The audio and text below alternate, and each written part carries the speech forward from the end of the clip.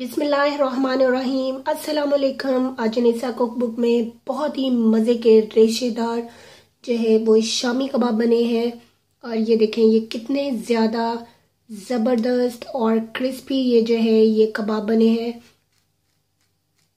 और ये किस तरह से ये कबाब बने हैं उसके लिए जो है वो हम अपनी रेसिपी को स्टार्ट करते हैं। इसके लिए हम सबसे पहले स्टेप नंबर 1 करेंगे। हम एक मसाला रेडी करेंगे और उसके लिए मैंने 1 टेबलस्पून लिया है कोरिएंडर सीड और क्लोव्स ली हैं 7 to 8, 1 ब्लैक कार्डिमम ली है और ये मैंने जायफल का जो है वो 1 पीस लिया है और ये सिनेमन स्टिक है 2 से 3 स्मॉल और 1 जो है वो मैंने टेबलस्पून लिया है क्यूमिन सीड और 1 टीस्पून जो है वो मैंने ब्लैक पेपर सीड लिए हैं और ये मैंने होल जो है वो रेड चिली ली है 7 to 8 और 2 मैंने बे लीव्स लिए हैं। इनको जो है वो हम सबसे पहले ग्राइंड करेंगे। ये देखें मसाला इसका रेडी कर लिया है और अब जो है हम स्टेप नंबर 2 करेंगे। ये देखें स्टेप नंबर 2 में जो है वो मैंने ली है चने की दाल 1 कप और इसको मैंने 30 मिनट्स पहले जो था वो सोक कर दिया था और अब इसका वाटर निकाल दिया है और इसके अंदर हम ऐड करेंगे। मैं मटन का जो है वो बोनलेस यूज़ कर रही हूँ। ये मैंने लिया है 1 kg, इसको ऐड करूँगी और आपने जो रेशो है दोनों चीज़ों का वो 3/1 रखना है कि यानी कि 1 कप जो है वो चने की दाल है और बाकी 3 जो पोर्शन है वो हमारा मीट का है, इसको मैं ऐड करूँगी। और अब हम इसके अंदर ऐड करेंगे रफली चॉप किया हुआ ऑनियन। ये मैंने 1 स्मॉल साइज का लिया और इसको मैंने रफली चॉप कर दिया है और इसको ऐड करूँगी। और ये जो मैंने बे लीव्स रखे थे इनको ऐड करेंगे और जो हमने इसका मसाला रेडी किया हुआ है वो हम इसके अंदर ऐड कर देंगे। ये मैंने इसके अंदर ऐड कर दिया और साथ में ही जिंजर और गार्लिक जो है वो ऐड करूँगी। ये मैंने जो जिंजर है इसको मैंने ग्रेट कर लिया है और साथ में मैंने 8 to 9 जो है वो क्लोव्स लिए हैं उनको ऐड करेंगे। इसके अंदर मैं जो है वो जवित्री का जो है वो पाउडर ऐड करी हूँ यानी कि मेस और ये मैं लूँगी 1/4 टीस्पून।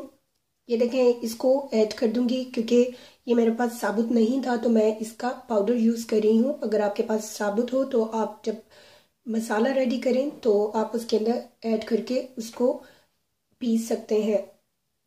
और इसके अंदर अब मैं ऐड कर रही हूँ 1 कप जो है वो वाटर का। ये मैंने इसके अंदर 1/2 कप जो है वो और ऐड किया है और इसके अंदर मैं ऐड कर रही हूँ 1 टेबलस्पून जो है वो सॉल्ट का। और अब हम इसको ऊपर से कवर कर देंगे, इसकी कुकर की लिड को बंद कर देंगे और इसको टिल उस वक्त तक कुक करेंगे जब तक हमारी दोनों चीज़ें जो हैं वो अच्छे से टेंडर हो जाए। कुकर का जो लिड है उसको खोलेंगे। ये देखें हमारी जो शामी कबाब का बैटर है ये अच्छे से जो है ये गल चुका हुआ है और इसके अंदर जो वाटर था उसको भी अच्छे से जो है वो अपने कुक कर लेना है। और ये देखें ये जो इसका जो मीट है ये अच्छे से टेंडर हो चुका हुआ है और अब जो है हम इसको निकालेंगे। ये देखें ये मैंने इसको जो है वो अच्छे से जो है वो कूट लिया है। आप इसको मैशर की मदद से भी मैश कर सकते हैं या आप इसको चॉपर में डाल के इसको चॉप कर लें। और अब हम इसके अंदर ऐड करेंगे ये मैंने ऑनियन जो है इनको मैंने बहुत अच्छे से बारीक जो है वो चॉप कर लिया है। साथ में इसमें फ्रेश कोरिएंडर लीव्स जाएंगे और फ्यू जो है वो मैंने जो है पुदीना यानी कि मिंट लीव्स वो जाएंगे और ये रेड और ग्रीन चिली जो है इसको फाइनली चॉप कर लिया है और अब हम ये सारी चीज़ें इसके अंदर ऐड कर देंगे।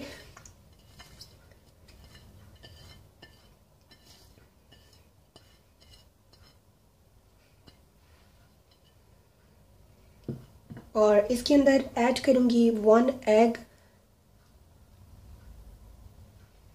और इसको करेंगे हम अच्छे से मिक्स। मैं इसको हाथों की मदद से जो है वो अच्छे से मिक्स कर लूँगी।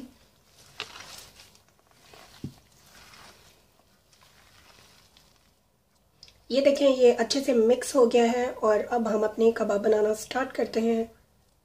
یہ دیکھیں اب میں کباب بنانے لگی ہوں. یہ میں نے ایک لیڈ لی ہے. آپ کوئی بھی لیڈ لے سکتے ہیں. جتنا سائز آپ بنانا چاہتے ہیں اتنے سائز کا اب جو ہے وہ میں لوں گی بیٹر کباب کا، اور اس کو میں دونوں ہاتھوں سے ایسے کروں گی. اور اس کے بعد جو ہے وہ میں کلنگ فوائل میں نے اس کے اوپر لگائی ہے، اور اس کے اوپر تھوڑا سا میں لگا رہی ہوں آئل، اور اس کو رکھیں گے ہم درمیان میں اور اس کو کر دیں گے یوں پریس. اس سے کیا ہوگا کہ آپ کی جو کباب ہے وہ ایکول جو ہے وہ بنے گا. اور یہ دیکھیں یہ کباب بن گیا. اس کے اوپر بھی میں تھوڑا سا آئل لگاؤں گی اور اس کو ہم اس طرح سے ایزیلی جو ہے وہ نکال لیں گے. یہ دیکھیں، اور اس کو فلپ کریں گے اس طرح سے، اور یہ دیکھیں ہمارا کباب جو ہے یہ تیار ہو چکا ہوا ہے. اور اسی طرح سے جو ہے وہ اب ہم اپنے باقی کباب جو ہے وہ بناتے رہیں گے. یہ دیکھیں آپ ہاتھ کی مدد سے بھی جو ہے وہ کباب بنا سکتے ہیں. بس آپ نے اس طرح سے جو ہے وہ اس کو راؤنڈ میں جو ہے وہ آپ شیپ دے لیں اور اس کو سائڈوں سے اس طرح سے فکس کر لیں. اور یہ جو ہے یہ ہمارا کباب ریڈی ہو گیا ہے. یہ دیکھیں کباب سارے جو ہے وہ ریڈی ہو گئے ہیں، اور ان کو جو ہے وہ آپ فریزر میں رکھ دیں سیپریٹ کر کے. اور اس کے بعد جو ہے وہ 2 آورز کے بعد ان کو نکال کے اور آپ ان کو جو ہے وہ ایک زپ بیگ میں ڈال کے تو رکھ سکتے ہیں. اور ابھی جو ہے ہم اپنے کباب بنانا سٹارٹ کرتے ہیں. یہ شامی کباب کو جو ہے وہ میں نے اس طرح سے ڈال کے فریزر میں رکھ دیا تھا، اور اب یہ جو شامی کباب ہیں یہ اس طرح سے فروزن ہو چکے ہوئے ہیں. اس کو سمپلی آپ جو ہے وہ زپ بیگ لیں اور اس کو اوپن کریں اور اس کو اس طرح سے جو ہے وہ اس کے اندر ڈالتے جائیں. یہ دیکھیں یہ فریز ہوئے ہیں، اور ان کو ڈال کے اس طرح سے جتنے پورشن آپ بنانا چاہتے ہیں اتنے پورشن آپ بنا کے تو آپ فریز کر سکتے ہیں. جب کوئی اچانک سے گیسٹ آ جائے تو آپ اس طرح سے نکالیں اور نکال کے جو ہے وہ آپ اپنے فرائی کریں. ضرورت ہوگی تو میں اس کو استعمال کروں گی. میں کباب کو شیلو فرائی کروں گی، اور میں نے اس کے اندر آئل ڈال دیا ہے، اور اب اس کے اندر ہم کباب ایڈ کرتے جائیں گے.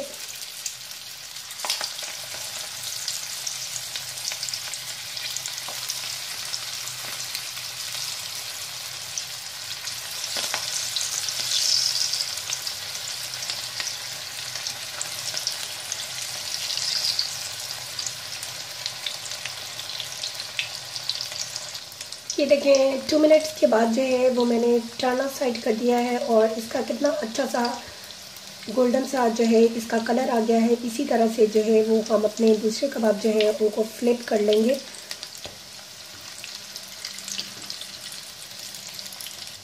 یہ دیکھیں ہمارا کباب ریڈی ہو چکا ہے. اب ہم اس کو پیپر ٹاول پہ نکالتے جائیں گے.